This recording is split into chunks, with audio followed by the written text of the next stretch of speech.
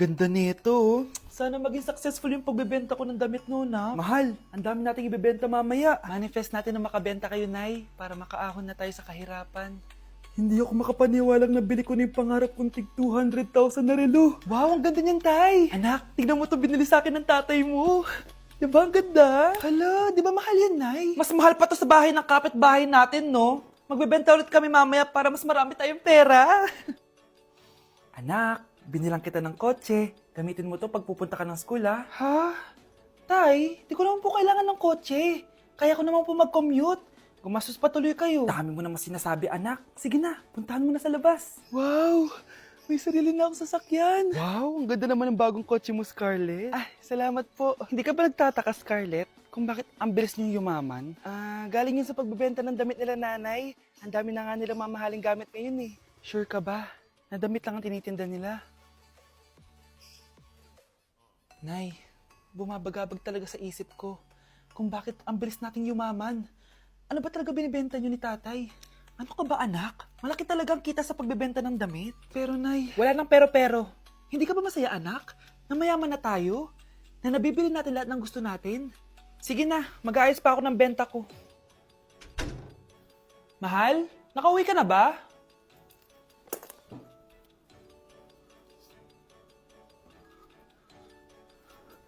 Ano ba talagang laman neto? Nagbebenta sila ng laman loob ng tao. Wow, sobrang ganda, mahal. Buti naman nagustuhan mo, mahal. Nga pala, kinuha ko na yung laman loob ng kapitbahay natin. Si Rosa? Malaki pera na naman to. Mahal, hindi dapat malaman ni Scarlett to, ha? Ano yun? Nasaan yung ledger? Nandito lang yung kanina. Ba't mo winala yung ledger, mahal? Nandun lahat ng mga sikreto natin. Sinong tao dyan? Tay, ano? I-explain mo na sa akin kung bakit nakaburo si nanay, ha? Bakit ka ba naniniwala dun, ha? Ang totoo mong nanay, busy. Di ba sinabi ko na to sa'yo? Pero, tay! Wala nang pero-pero. Huwag mo akong hintayin magalit, Scarlett. Di mo magugustuhan. Hindi pwedeng hindi si nanay yung nakita ko sa cellphone. Alam na alam kay tsura ni nanay. Malalaman ko rin sikreto mo, tay. Oh, Scarlett, aalis ako ulit, ha? Huwag kang pasaway.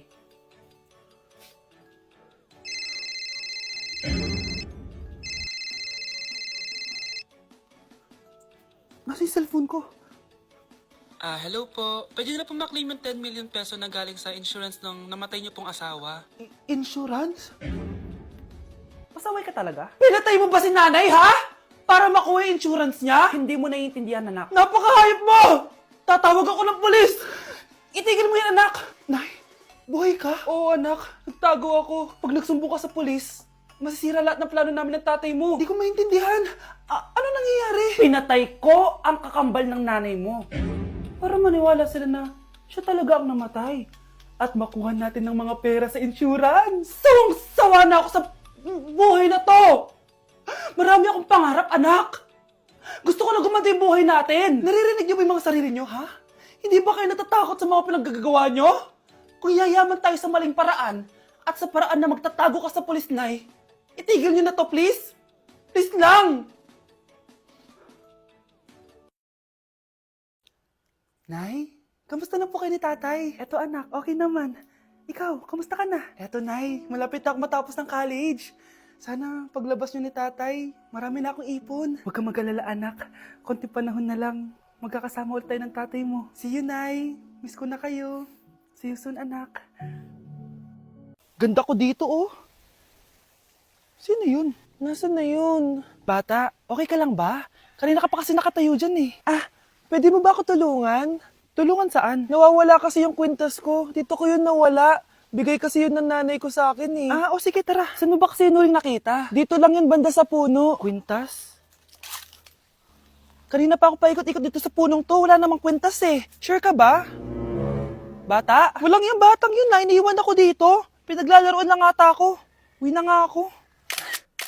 Hi, Scarlett. Kagulat ka naman. Paano ka nakapasok dito sa bahay namin? Tara, hanapin lang natin yung kwintas. Saan ka ba kasi pumunta kahapon? Bigla ka nawala eh. Hindi ko din alam eh. Oo, tara, hanapin na natin yung kwintas mo. Yay! Anong kulay ba kasi yun? Kulay silver yung kwintas. Silver. Kanina pa ako naghahanap dito. Parang wala naman silver na kwintas dito. Bata, iniwan na naman ako. Andito ka lang palang bata ka? Ano ginagawa mo dyan? Nay, hinahanap ko yung kwintas ng batang kasama ko. Umuwi ka na. Magagabi na oh. Sige, Nay. Nay, yan ata yung kwintas na hinahanap ng bata. Ba't nasa iyo yan? Wala to anak. Tara, uwi na tayo. Nay, saan mo ba talaga galing yung kwintas na yan? Itong kwintas na to, anak, special to sa akin dahil galing to sa kapatid ko. Kaso, namatay siya nung 9 years old siya. So, yung bata kanina, siya yung tita ko na namatay? Oo, anak. Siya lang ang may favorite sa akin. Mga magulang namin, ayaw sa akin. Kaya sobrang mahal ko yun, anak. Ang lungkot naman pala, Nay. Sobrang sakit lang. Sorry. Tama na yun, Nay. Nanay mo yung pumatay sa akin, Scarlett.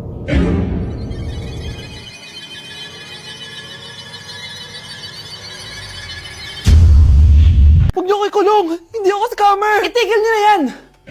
Hindi si nanay ang scammer. Pero nasa bahay na to, ang totoong scammer. Hoy bata, huwag kang mangialam. Wala ka namang ebidensya. Pero Nay, alam ko hindi ko yung scammer. Tara na, sumama ka na sa akin. Mga anak, aayusin ko to ha? Babalik din ako, okay? Kung sino man sa inyo yung totoong scammer, umamin na kayo!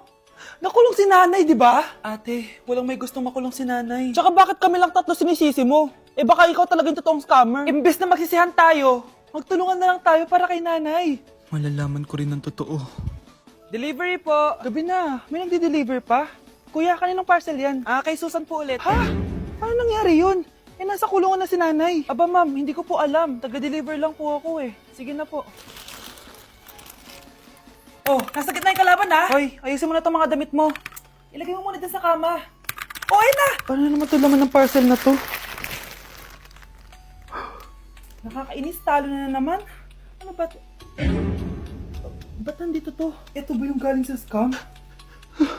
Sabi ko na nga ba, ikaw yung scammer! Ate, hindi ako yung scammer. May parcel na dumating at nakapangalan kay nanay.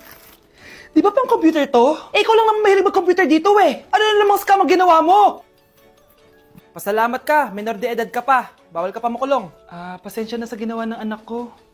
Pagsasabihan ko to. Basta wag na uulitin ha. Ako na magbibigay sa mga may-ari neto. Sige na.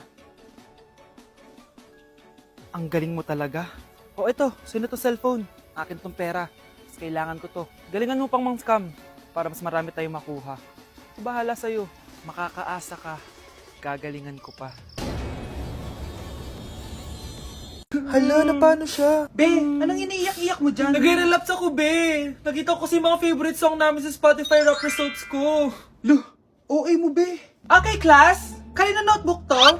Hala, diary ko ba yun? Sige, tatapon ko na to. Total, wala naman may-ari sa inyo, ha? Ma'am, wait! Diary ko po yan. Oh, Scarlett. Pwede mo bang basahin sa buong klase kung anong laman ng diary mo? Babasahin? Ma'am, nakakahiya. Go, Bes! O, ganito, Scarlett. Pag binasa mo yan, may plus points ka sa akin. Sige na nga, para sa plus points. Dear Diary, niligawan ako ng crush ko. Para ako nasa movie at kami yung bida. Siri, play Snow on the Beach. Yee! Ang harot kaya pala may Taylor Swift ka sa Spotify rap mo, ha? Ano ba? Ito na nga, next na. Dear Diary, nagselo siya sa boy best friend ko.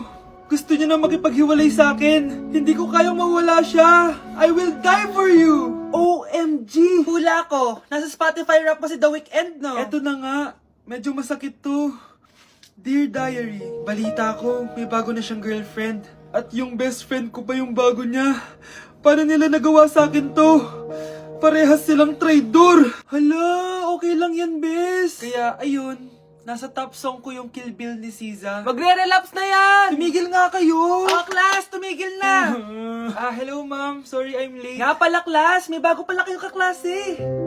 Dear Diary, eto na ba yung binigay ng universe para sa akin? Hi, classmates, my name is Jake. Ang pogi ng pangalan, tapos ang tangkad niya pa. Siya na talaga yung para sa And akin. sa mga nagtatanong, may jowa na po ako. And 3 years na po kami. Dear Diary, suko na ako. Ayoko na magjowa. Mamamatay na lang talaga akong single. Wow, Edward. Ang ganda naman ng bahay mo. Simula ngayon, Scarlett, dito ka natitira ha. Masanay ka na. Matanong ko lang, bakit pala gusto mo akong panagutan? Eh, di ba iniwan mo na ako? Scarlett, hindi naman talaga kita iniwan. Alam mong, kinailangan ko lang sumama ng matagal sa ibang bansa. Kasama yung mga magulang ko. Ang importante, nandito na ako, Scarlett. Bubuo na tayo ng pamilya. Ang sarap naman pakinggan nun. Oh, Scarlett, bakit? Ang sakit ng tiyan ko! Ha? Teka lang, tatawag ako ng nurse, ha? Diyan ka lang. Edward. Buti na lang dumating ka, tita. Ako, Edward, salamat sa pera, ha? Makakasiguro kang kay Scarlett Lato mapupunta. Bakit nandito yung babaeng yan, ha? Paalisin niyo yan! Ha? Anong nangyayari? Scarlett? Anak, di mo ba kilala? Nanay mo ko. Hayaan mo, baka dala lang ng pagbubuntis niya. Tawag lang po ako ng nurse, ha? Scarlett, dyan ka lang, ha? Edward, wag mo kang iwan, please! Wag mo kang iwan dito sa babaeng to! Akala mo ba makakatakas ka sa akin? Binigyan ako ng malaking pera ni Edward, oh. Nakuha ko ng gusto ko. Ngayon, pwede ka na mawala. Nay, wag po, please. Scarlett, pigilan niyo babaeng yan! Brianna? Tita, anong ginagawa niyo kay Scarlett, ha? Wala. Ina-adjust ko lang yung unan niya. Napakasama mo, tita. Sariling anak mo, papatayin mo. May ipapakulong ako dito. Ano? Kulong! Edward, nakatakas siya. Scarlett, hayaan mo na siya. Hindi ka na niya pwedeng saktan, ha?